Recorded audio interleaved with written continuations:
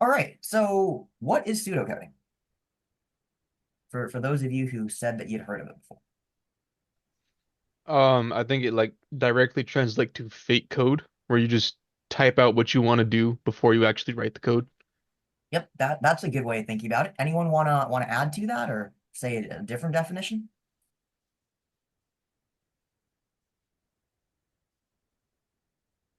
It's a way to formulate your code, using just regular English language or sentences. I shouldn't say English language, but just regular sentences to try to walk through the different steps that you would like to take in order to come to a solution for your problem. That's pretty good. So, I mean, to sum it all up, pseudocoding is kind of like the intermediate step, in my opinion, between the problem statement and you writing code. So the process that I want everyone here to follow whenever you get an assignment or a problem. Number one, read the problem. If it's going to be a homework assignment given, to you guys by us, if it's, hey, you're getting asked in a technical interview, if it's, hey, I've got this thing you need to do at work, read the whole thing, like concretely. Don't read the first sentence and then start jumping to, ooh, how can I code this? And then the second sentence, and ooh, how can I code that? I've made that mistake many times before, and that will lead you down uncomfortable rabbit holes. Like read the whole entire problem first. I usually don't like having to say that, but every time people miss it. So read the problem.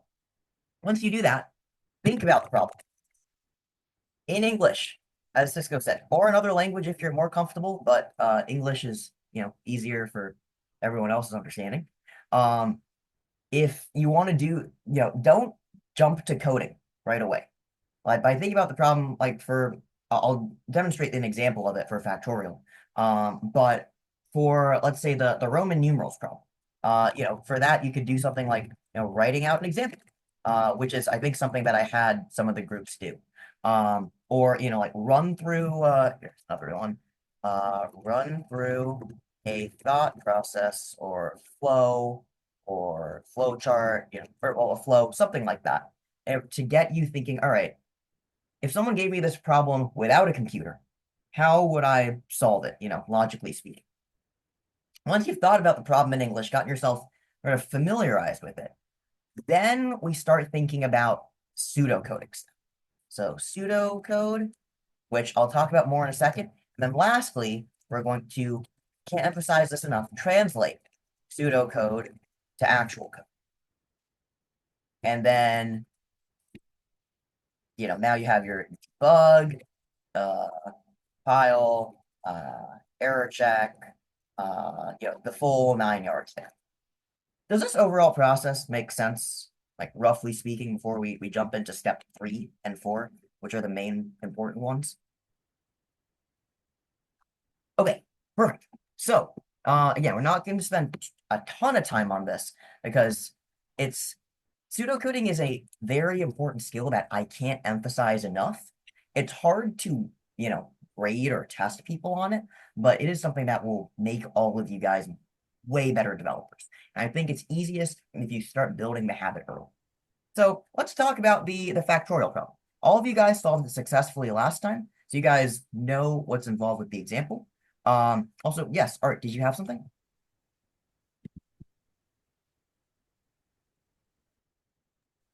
I'm sorry. I lowered my hand and then I shoved a pork rind in my mouth. Oh, all good. But I think my issue has been that and in this instruction, it kind of has an assumption in there that you're familiar with all of the tools within Python. Like let's say I had never been exposed to range.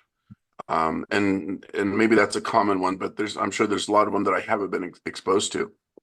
There's no way that I can get to the point of doing um, any type of analysis beyond just kind of thinking it my way through it. So, and I guess maybe, I don't know if this is the appropriate time or not, but it makes it really helpful when an instructor would actually go through a problem with us so we can figure out what tools we need for that. And then maybe to actually give us a challenge on another problem that uses the same tools. Because if you were to just throw something out there and we needed to use range, but I had never heard of range, I'm going to be staring at a blank page for a long time, or I'm going to eventually just get so frustrated I'm going to go to AI. So I guess my point is just that it's good that you're doing this now that we're going through like something like this factorial and using a range. So now we know that we have that tool and we know how to use it. Yep. And that's kind of where the pseudocode step comes in. In the pseudocode step, you're only supposed to break down a problem based on what you know. If you don't know how to do something, then you leave it as a wishy-washy step and you look to how to code it when you get to the code part.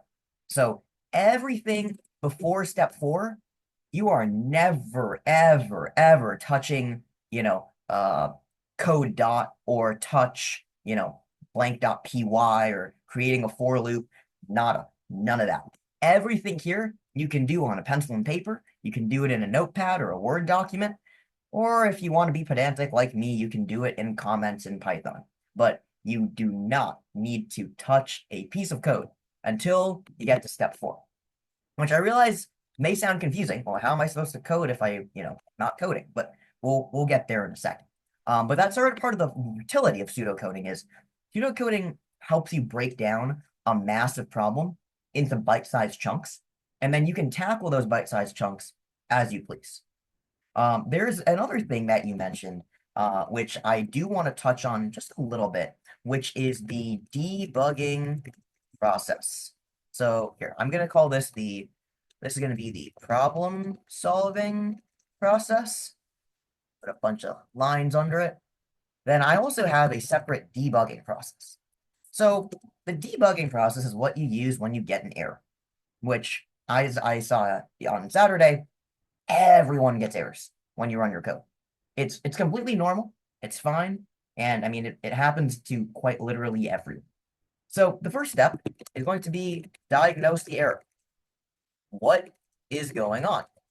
It might be, to do that, it's always useful to read the error messages in the console.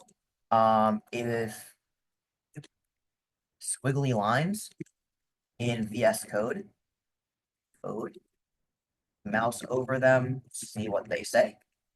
Or sometimes also if it's not a a stereotypical error or like an error that crashes your code, but an error in your output.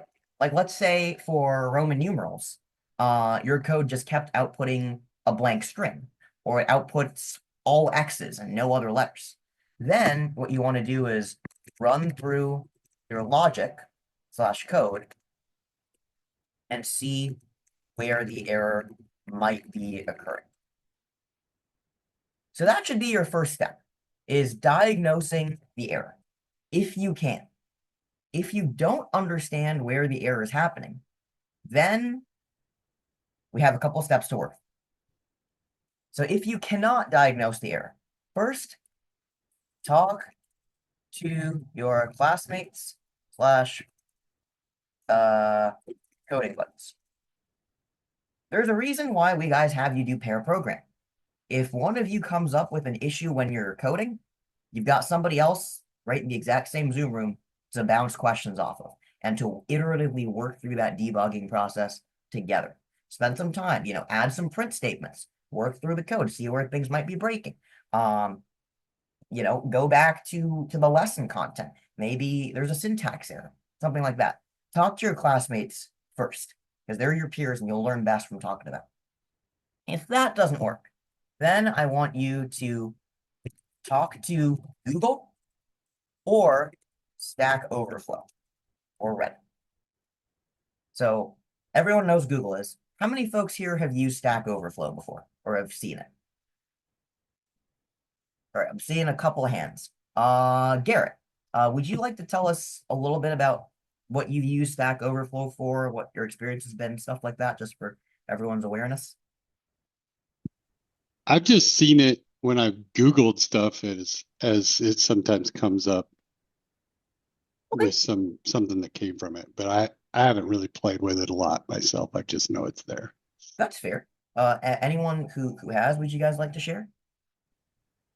I just use it to help with debugging because when I search particular errors, there's probably somebody out there in the world has encountered it at multiple stages before and they've diagnosed it. So it helped with doing like some coding challenges leading up to this course and then for other errors that I've had, like just in work on a day-to-day basis.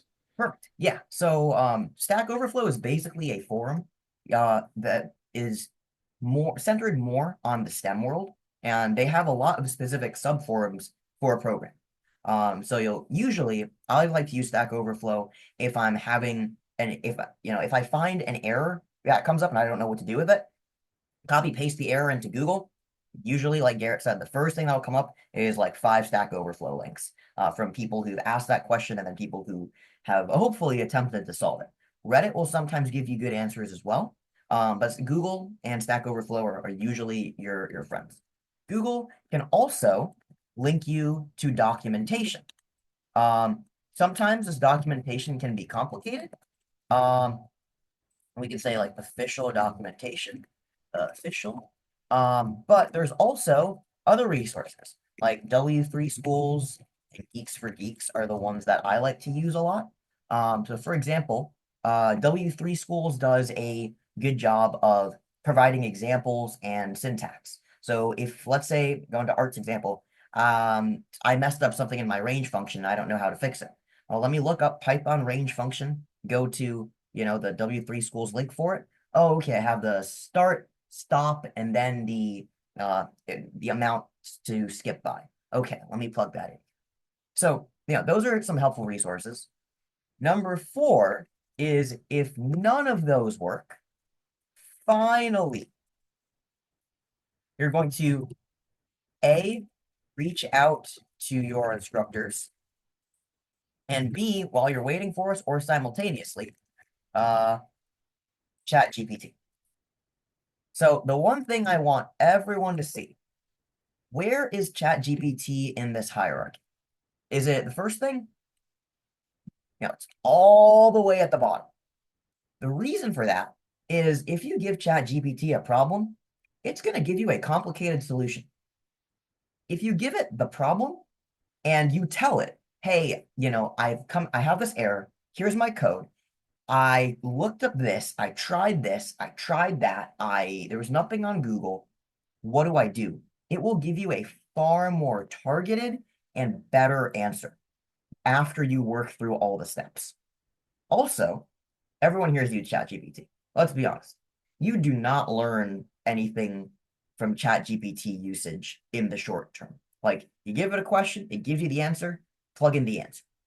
Instead, by going through that problem-solving process I mentioned, it's a lot more likely that you're going to learn something and not forget it versus learn it, solve it, and oh shoot, I forgot the answer. Let me just ask ChatGPT again.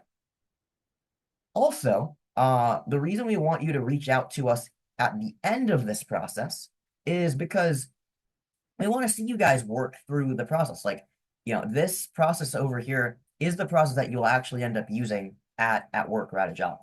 There might be cases, for example, where I've had this happen, where I'm working on a computer without internet access and programming. So ChatGPT is out, Google and Stack Overflow are out.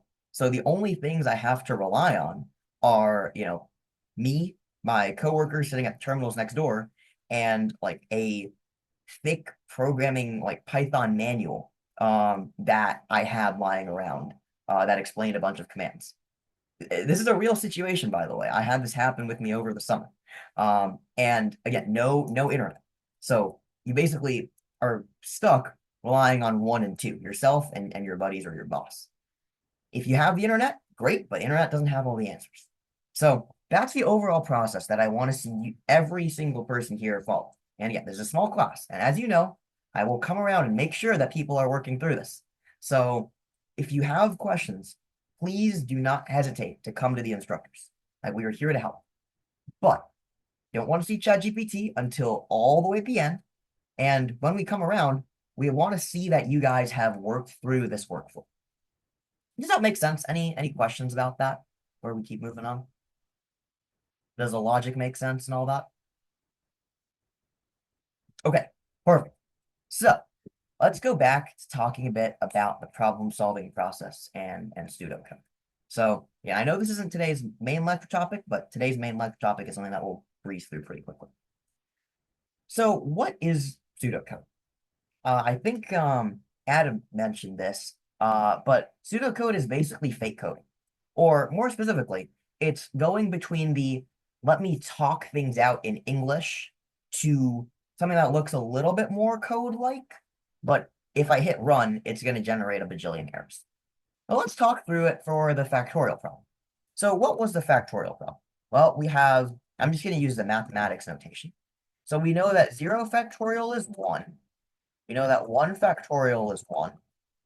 And then for some number n, we know that n factorial is n times n minus 1 times n minus 2 times blah, blah, blah, blah, blah, times 1.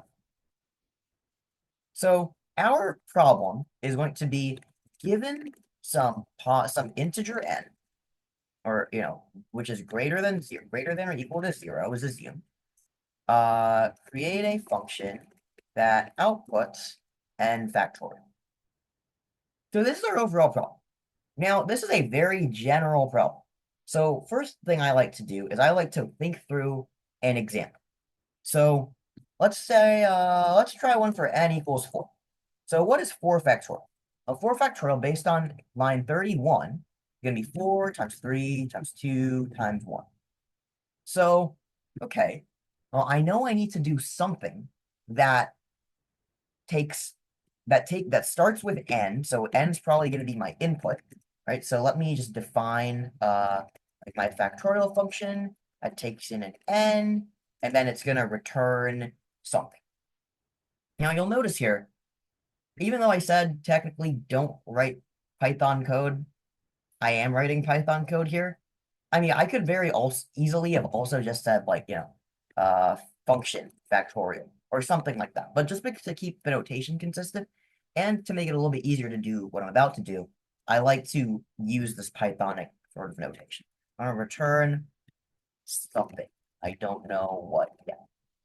Okay, so what are their next steps? Well, it looks like I need to multiply everything starting with n, but I have a couple of exceptions. So let's keep a special part at the top for exceptions to the rule. So 0, so we should probably do something that says 0 factorial is 1. Should also probably do something that says 1 factorial is 1.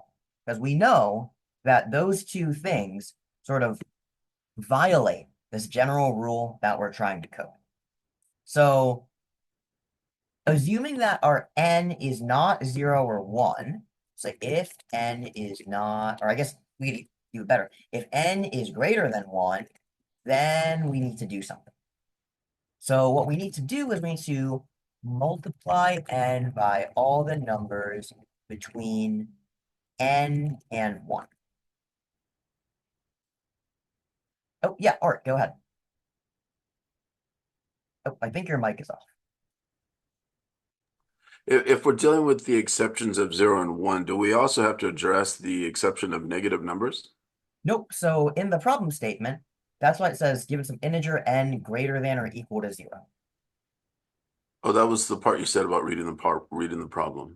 Yep. So that's where reading the problem is super handy, because that tells you exactly what type of input you need to keep in mind. Now, what I could have said instead is something like given some string of an integer n, then I would have to add in some part into my code that turns the string into a normal integer. So that changes the problem dynamics a little bit.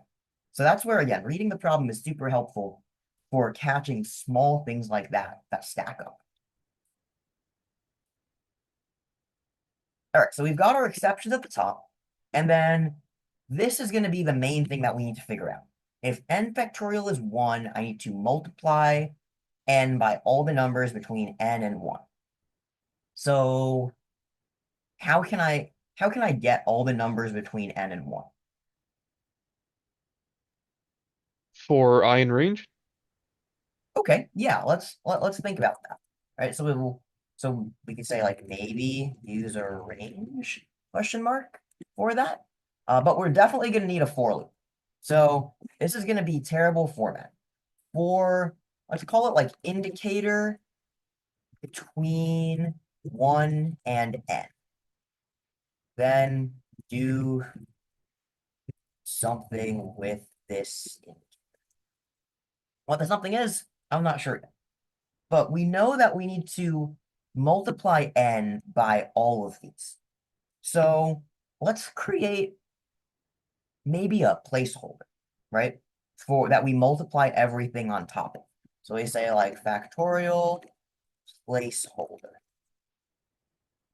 equals, we should figure out what that equals. I'll put a bunch of question marks. And then I think, or actually, let's do it actually between n and 1, just so I stay consistent with what I wrote. So then we can probably multiply this factorial placeholder by this indicator thing. And then we can return this factorial placeholder. So a couple of things here. Number one, and this is a problem for us to think about now, what should our placeholder value be? We've got a couple of ideas. Now, the first one is, like we talked about last time, we can use a none type to be our placeholder, right? But none multiplied by something is probably not going to give me a number. That's probably a bad idea. So our placeholder should be a number. You know, easy placeholder is going to be 0. Is 0 a good choice for a placeholder here? Let's see. Nicole, what do you think?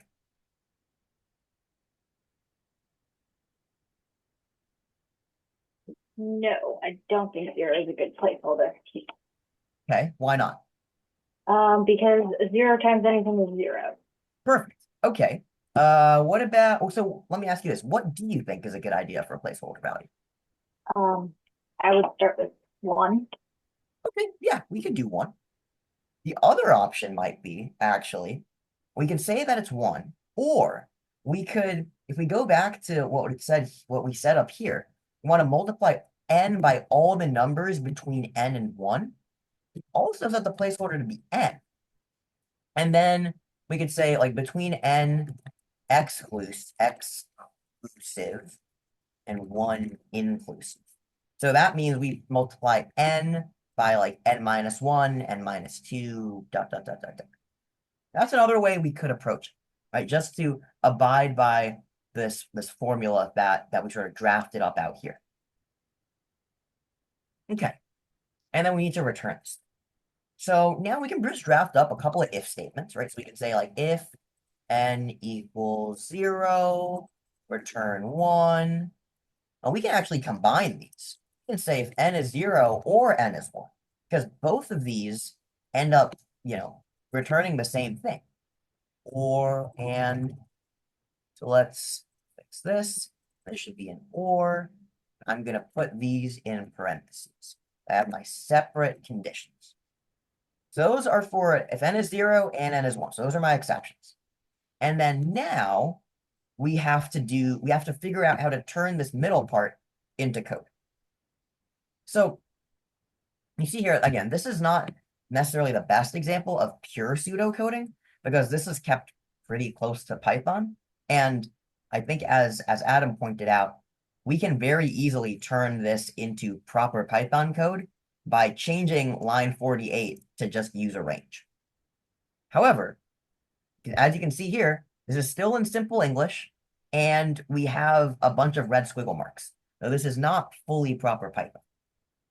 Now there's one other thing. So let's turn this into a range. Let's see, Cisco.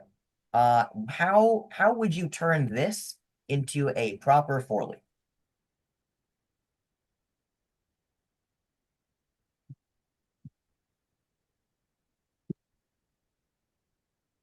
Oh yeah, put the indicator with for I I'll do in range. And you-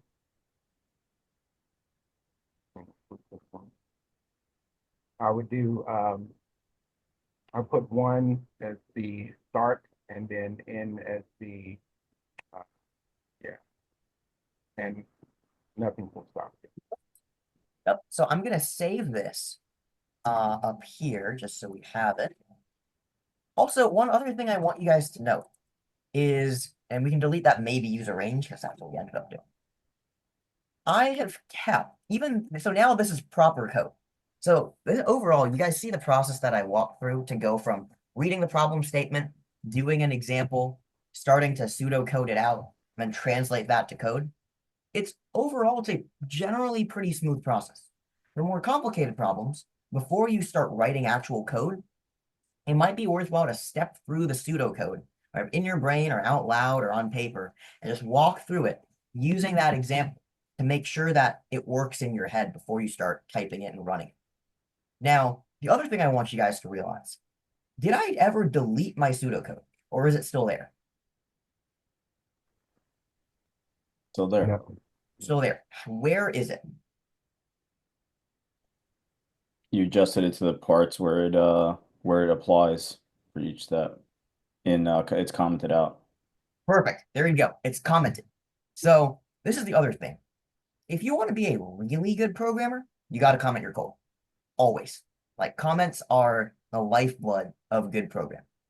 If I deleted all of these comments and I gave you this code, you would probably have a bit of a confusing time understanding, all right, why is this exception thing here? Why is he doing this multiply by I? What is fact placeholder? And this is what, a 4-line piece of code?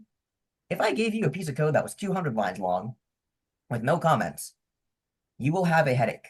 And trust me, I have gotten pieces of code that are 200 lines long without comments, and I have had multi-day headaches trying to figure out what those pieces of code are doing.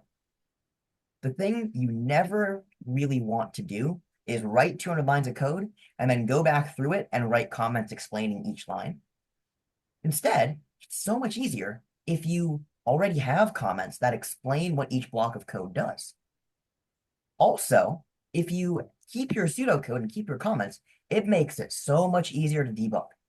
So, for example, let's say that I had a typo here, and I had this as 1 originally. So I run through my code, or actually, okay, no, it would still, well, it wouldn't work with 1. It was, yeah, we'd get the wrong answer. So I wouldn't get an error with this, but I'd get the wrong answer. So my first step would be, okay, well, why am I getting something that's less than the result I expect? Let me go through the code and read my pseudocode and make sure that it matches up with what I'm actually coding. All right, the exceptions, yeah, that this and that, those all sync up. If n is greater than 1, multiply n by all the numbers between n and 1. Okay. Oh, I'm not multiplying n, I'm multiplying 1. Aha, this doesn't match up with my pseudocode. Let me fix that, and boom, error solved. Yes, Art, go ahead. Yeah, I don't remember where I saw it, but I remember seeing somebody use a print statement after each step to kind of check their work. Is that something you'd recommend? It depends. I'm a huge fan of doing that personally, but don't necessarily add a print statement after each step. Add it in places where it really matters. So like in this case, I would say you don't, well, in this case, you could actually add a print statement right here. The reason that you might want to do that is to make sure that your placeholder is getting multiplied by successive numbers. To make sure that your, I in range is working properly and that multiply equals is working. And that could be a good place for a print statement. You want to add those print statements strategically. Like, for example, I don't need to print n because n is the input to my function. I'm not changing it. I don't need to change that. I probably do want to print fact placeholder just to make sure that it's doing what I want to. But in some, yes, print statements are great. You can definitely add them. And there's absolutely no harm in doing. So back to sort of the other key thing I wanted to mention. If you keep your pseudocode in as comments, it makes it so much easier to find bugs. It makes it a lot easier for people to understand what each part of your code is doing. And the best part is when I, or another instructor or a technical interviewer or your boss asks you, great, you gave me 300 lines of code. Explain this for me in 5 minutes. Do you really want to go? And you haven't seen this code in 3 weeks, mind you, but you sent it for release, and then now you suddenly have to explain everything you did to your client. Again, true story. And I'm like, oh my God, I wrote this code 3 weeks ago. I don't remember anything. If it was uncommented, I'd have to go through, read each line, probably put a bajillion print statements, like Art mentioned, to try to understand what each line was doing. But because I had pseudocode that was converted into comments, I could just read the comments of my code in 5 minutes and explain it in simple English because, well, that's how my code was written. So in summary, before you start actually coding, please, please, please run through this process of thinking about the problem in simple English. Write it out, draw diagrams, handwrite examples. And after that, pseudocode. I don't want to see any actual coding or print statements or run or anything like that. Pseudocode out your approach. And then after you've gotten some good pseudocode, then you can start translating it to actual code. All right, that's my rant. Oh, any questions? Does that process make sense, relatively speaking?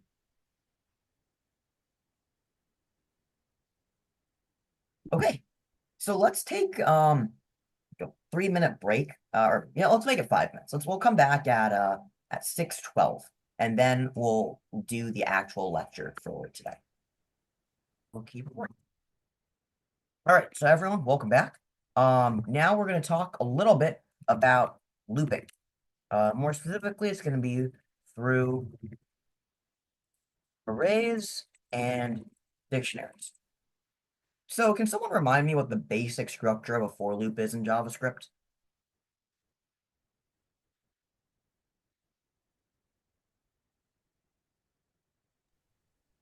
It's going to be it'll be like for, then your initiator, then your condition, and then increments. Perfect. Do stuff. All right, yeah, so this is going to be your basic for loop form. Now, let's say that I had, let's call this 5. Let's say that I had a list. Let's see. Let's call this list colors. And colors will be, let's see, what are colors? Red, green, blue, orange, purple. If I wanted to, let's say that I wanted to print out or console log all of each of these colors with an exclamation mark. How would I be able to do that using this for loop form?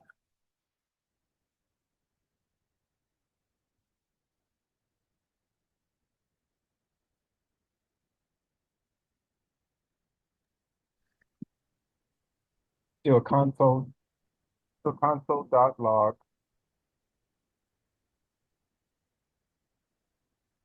and colors And just I. yeah, just I then plus there you go. Perfect. Yeah.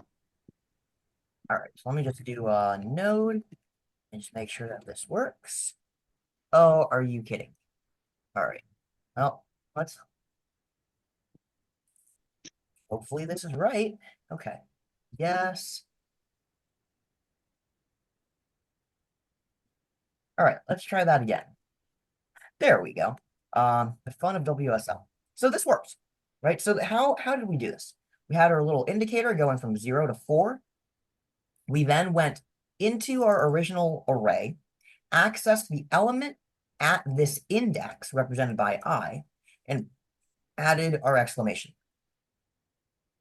Now, what if I told you there was another way to do it that kind of cheats around this a little bit? And that is going to be a for of loop in JavaScript. So the other way we could do this is we could say for, and I guess I should have technically said let I equal 0. We could say let color of colors. And now we can do the exact same thing with console log color plus the exclamation. So these two are almost exactly identical, except we could have said here color is colors I, and then I could have just said color in here. So this is going to be our for of for. There's two critical differences.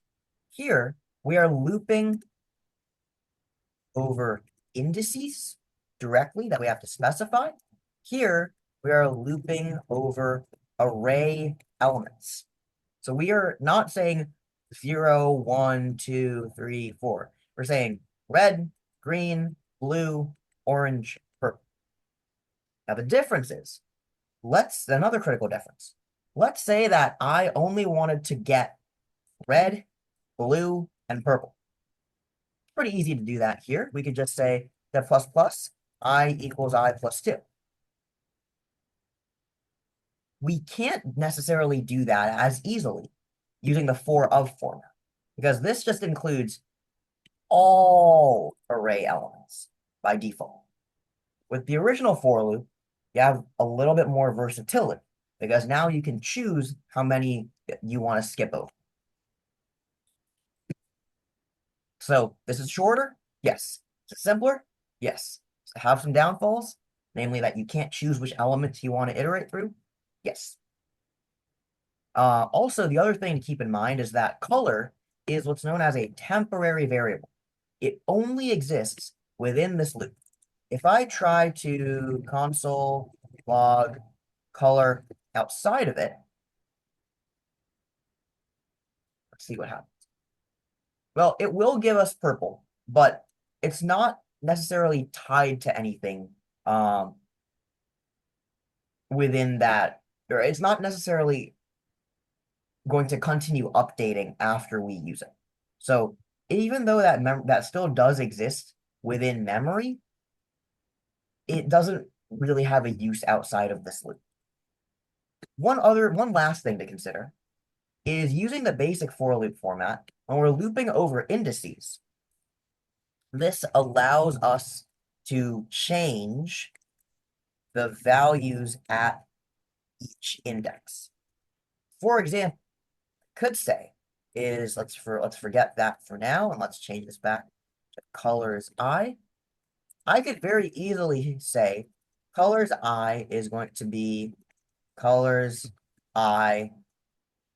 Actually, let's keep that. Let's say now that I want to update colors I to equal color plus color.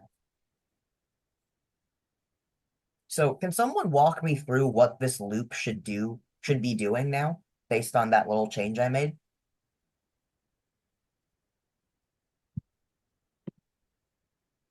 Adam, maybe do you want to give it a try? Is it going to add all of the strings together into one? So we are adding strings, but not necessarily all of them together to each other. So let's try this for I equals 0. So walk me through what happens when I equals 0. I equals 0. That means the first place of the whatever's in the first place of the array or list. Um, and then I is less than 5. So let's just pretend. So let's just look in here, Okay. 8 through 10. But set I equals 0. Wherever you see I, replace it with a 0. Okay, so color equals colors at the position of 0. Then colors at the position of 0 equals color plus color. Oh, so it's just gonna do red twice, add red together. Okay. So what this line does is, oh, wrong language. Always need to remember the format for comments.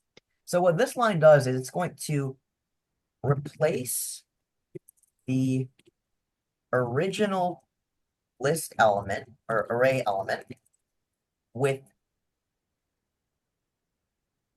that element doubled.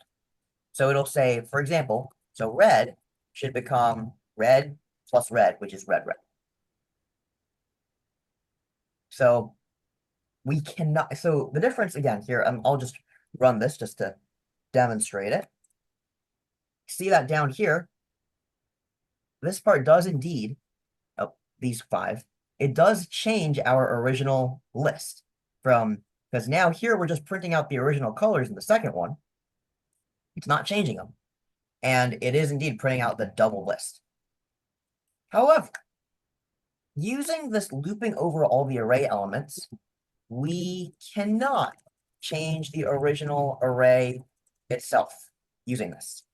So let's say here I wanted to do something like color. I would say I wanted to try changing each array element. I could set, well, this wouldn't actually work in this case. Here, actually, let's try. So let's say that color is going to be blank. So I want to wipe out all the colors. And then at the end, just to make sure that this works, I want to console log the list colors. So here, I'm going to comment this out real quick. So if we are actually able to change the original list itself, this will print out blank 5 times. And then the original colors list should now have each of these guys being blanks, right? Let's see what happens when we run this. Interesting. So color, the variable inside the loop, our temporary variable, is changing to blank because we assigned it that. But unlike in the previous case, where we could overwrite the original array element, we haven't overwritten anything in our original array down here. It still stays the same. So this is another part of the word of caution I mentioned. For of is very powerful in that it does functionally, it can do the same thing as your basic for loop. But your basic for loop, where you're going index by index, it lets you change the values at each index. A for of loop does not allow you to change the original array that you're iterating. Does that make sense? Any questions there?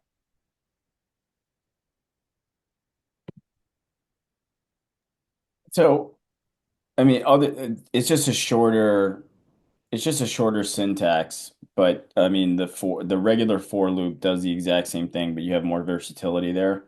Yes. So is there, other than just being aware of it and potentially saving time if we're writing like lines and lines and lines of the code, is there like a reason why we should be trying to remember the syntax for this or for doing this?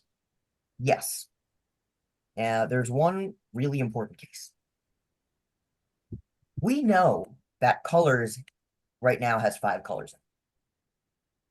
If we were to change it so our colors has 10 colors, well, that's a simple matter of changing 5 to 10. But let's say that instead, colors was a user input, where we might not necessarily know how many elements are in. Sure, we could replace this with the length of colors, but that gets a bit ugly and grisly. If you do a for of, you never need to know how many things are in colors. It's just going to go through all of them. And yeah, this is so much shorter than saying let I less than 0, I less than length of colors. And then also the fact that you have to access each element in the array using colors of index, it just gets, it can get cumbersome if you're just trying to do something simple. So if you're trying to just iterate through a list really quickly and simply, this is the best thing to use. If you know that you need to change the original list elements or skip elements or, something like that, go back to the original. Does that help? Yeah, definitely. The one other question, as far as like compute goes, if we were does this change what that would be? Would this require, or would the for of loop require less compute than the first one, the regular? Nope. Same. So they both functionally do the same thing. This Okay. is just a shortcut, Got essentially, it. but it's still doing the same thing. So we will later on get to something called like ways to evaluate how much computing power and how much time your algorithms take to run, but you definitely don't need to think about that this early on. But we will talk about it later. I have a question. Go for it. So the for of format, isn't that just a while loop? Could the same thing be accomplished, or is it different? Could say it's like, I mean, you could write a while loop to do the same thing, but generally when you're iterating over an array or a dictionary or something that we call an iterable. So iterable is like basically something that is indexed. Indexed. So that would be like array, a list, dictionary, hash table, list of tuples. The list goes on. I won't get into those right now. But in general, when you're dealing with iterating over or going one by one through something like an array, you only really want to use a for loop. So this for of format is, again, it's a shortcut for your basic regular for loop format. That's why it still has a for. Okay, I got it. Understand it now. Awesome. Any other questions?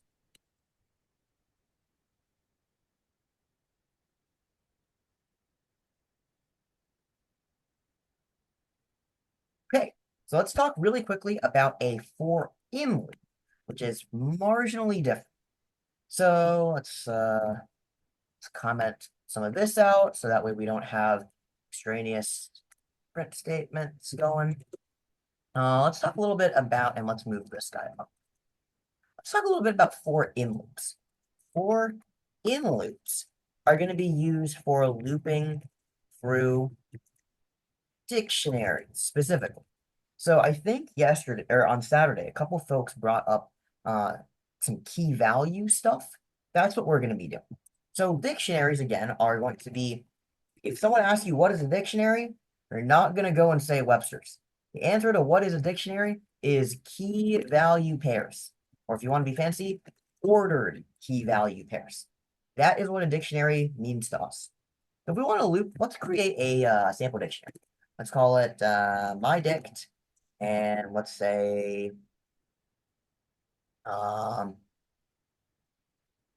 name is going to be Josh. We could say age, going to be 35, and we could say color, or like favorite color is going to be blue. This is my dictionary.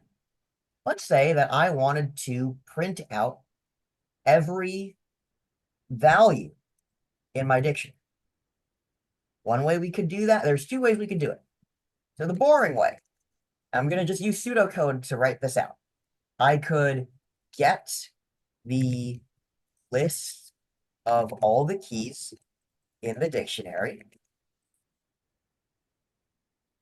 do a for of loop, or let's get the array, which would be name, age, fave, color, do a for of loop. So that would look something like for key in list of keys, or for what's there for let key of list of keys, and then we could do let's see, this would be like my dict of key. That's the boring way. That's not fun. The other way that we can do it, in contrast, is by using a for in loop. So for in is something like for let key in my dict, Then we could just say print my dict key. We could say print key plus, let's try that. So if we use the for in notation will loop us through all of the keys automatically. So key will be like name, age, and they've called. So, and then again, in order to access the value on the other side, we just do my dict and then key in square brackets. So if we run this real quick, oh, that's why. That's Python console log. There we go. If we run this now, because I added in that little string with the colon and the space inside, we see that key is indeed name, age, and faith color, which are all the keys. And then we can access all the values, Josh, 35, and Wolf. So the easiest way, we could say, better way for in. And these two fundamentally do the same thing. This one's just a whole lot easier and a whole lot quicker. So you want to use the old, well, here, let me uncomment all this so we can see. You want to use your original for loop format, looping over indices. If you want to have some more versatility, if you don't want to include certain elements, if you want to skip over others, if you want to say not start from 0, you want to start from 5, if you do that using your basic for loop format. And if you want to change your original array or list, use the for of format if you just want quick, dirty, cheap way to go blazing through a list where you don't make any changes. Then you can use for in to loop through addition. Questions on the distinctions between those three?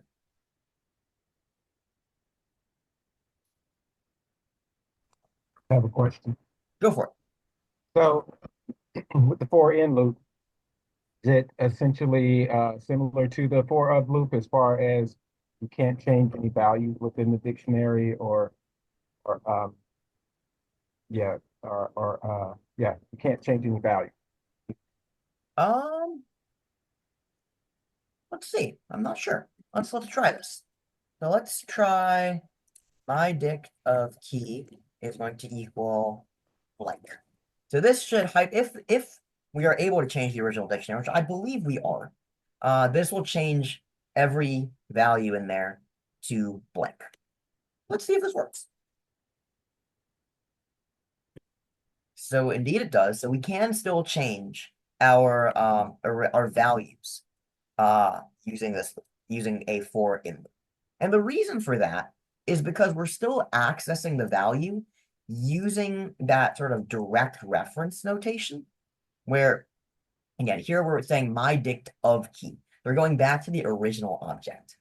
Whereas here in that for of, we're never actually going to the original colors itself. We're always referring to this temporary variable. I see. Yeah. I see. So yeah, so we're not accessing the indices. And there, of course, in the for in, we are Exactly. accessing Yep. the key. Okay, that makes sense. Yeah. I have a question as well. Go for it. So the variable key, just like the other loops, that key is only really viable, or that variable is only very viable in that loop, right? So you're talking about this one? Just like the other ones, like that, where it's defined in the loop, so it's not really permanent. Is Well, that I what you mean, were saying before? we call it a temporary variable, in that because it's not supposed to be used outside the loop. You can still access it outside the loop. Like for example, I can go down here and I can console log key. Nope, not that key. And if you see up here, it says key is not defined. In this case, because it was only defined within the context of my loop. So you're only supposed to use it inside the loop. If you try doing it outside, it's not defined there, so it doesn't exist. Makes sense. Awesome. Yeah, and there's a similar sort of concept with Python too. If you do a for I in range, and then you try to print I outside of that, it's not going to be there.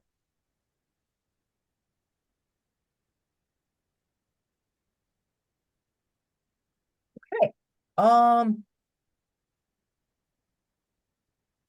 that's actually pretty much it. I'm gonna just flip over to the curriculum page because I know yesterday we talked a lot about looping in Python and we went over how to use for loops to go through an array or a list.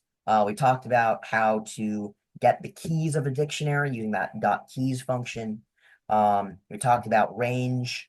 We talked about, oh, I guess I should mention for Python, if you want to get the length of a list for a range, it's just len is the length of something. Just flipping through the curriculum page here just to make sure I haven't missed anything. Yeah, that's really about it. Today was more of a JavaScript heavy day in terms of the content. So we'll call a lecture here. Any last questions on any of the stuff we talked about regarding the factorial problem, pseudocoding, the debugging process, and I will be sending these notes for pseudocode and debugging in the Slack channel, so that way you guys have them, and so that way you guys actually end up following them. So when I come around or one of the other instructors, you can say we went through the steps that were written down, which is a good thing to do. So any questions about that stuff or about the JavaScript material? Or yeah, go ahead. You know, I'm always worried about my questions confusing other members of this group, so hopefully I don't. Ask But away. can you go down to the variable my key in the problem? That will be so for the JavaScript one or for the factorial? Let's start with the JavaScript. Okay. Okay, on line, let me see. So on line 39, Yep. where it says key, Yes. that is not a specific Python word. So, and that doesn't necessarily refer specifically to one key in the dictionary. So if I understand it, that word key could be, yeah, it could be anything, right? Yep. And I think that was confusing yesterday or on Saturday when we were looking at something because we were thinking, oh, okay, well, we know the dictionary has a key and it has a value. And so if we use a variable that says key, then I'm thinking specifically it's looking at one part of that dictionary, looking at just the keys. But because it has and so I just wanted to verify that word key, nothing special. It's not referring to a key in the dictionary. It's just a random variable.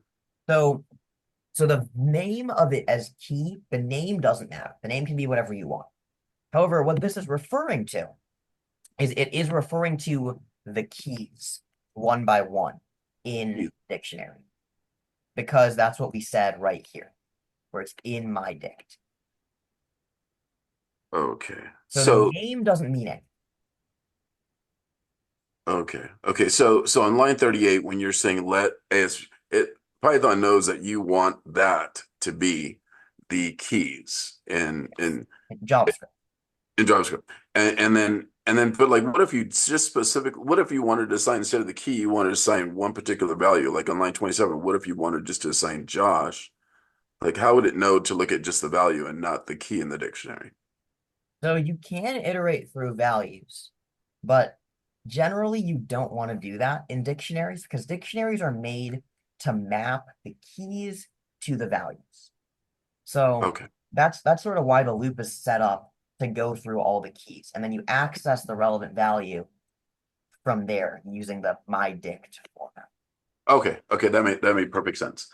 Can we look at that Python file, the first one, factorial. And one thing I wasn't sure of is like on the very last I guess the print statement. Oh, I'm sorry, line 54, just above that. Wouldn't we have to do I plus one so it's not always going over I? Anyone want to answer that question?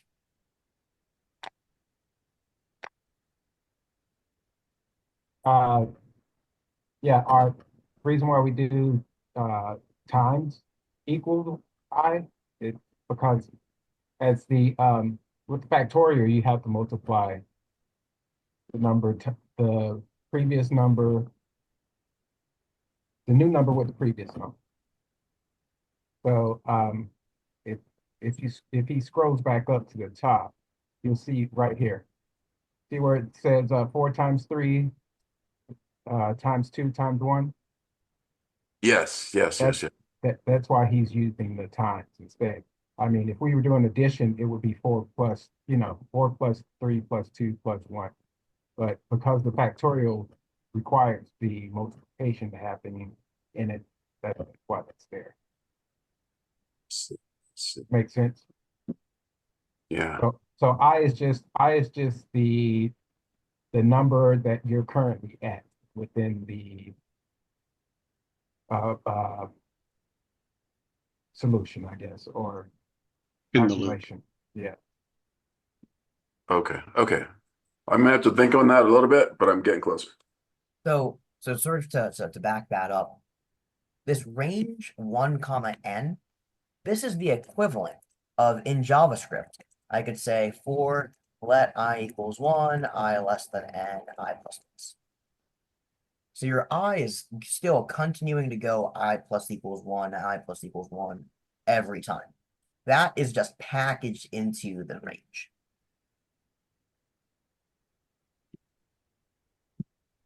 Okay, that makes perfect sense. Thank you. Yep. So again, one of the things that is fun but hard and can make your head hurt is going between the Python and JavaScript formats, especially this early on. So, I mean, even myself, when I'm teaching this material, as you guys saw, sometimes I'll accidentally type stuff in Python and JavaScript and vice versa. It's totally normal. It happens. Just make sure that you remember which language you're coding in, which you can see by the file extension. If it's a .py, you're in Python. If it's a .js, it's in JavaScript. You can also see it because Python's logo is this little like blue snaky looking thing. You can kind of see up here. And the JavaScript logo in VS Code is just JS, another handy way to tell. But make sure that you're writing code for the appropriate language, and you're thinking about things in the context of that language, which again is where pseudocoding comes in handy. Because if you write good pseudocode, pseudocode is language agnostic. So the pseudocode that I wrote for this factorial function, with these exceptions to the rules, if n is greater than 1, multiply n, for I in between, those comments, I could have copied that over into JavaScript and then converted that to JavaScript code too, and it probably would have worked. Mostly the same. Code itself would have been different, sure, but the pseudocode itself should be written so that it works in any language of your choice. So it's meant to be general enough, but still specific enough that you can interpret. So, pseudocode, good thing. Do it. All right, with that, I'm going to switch off the recording for the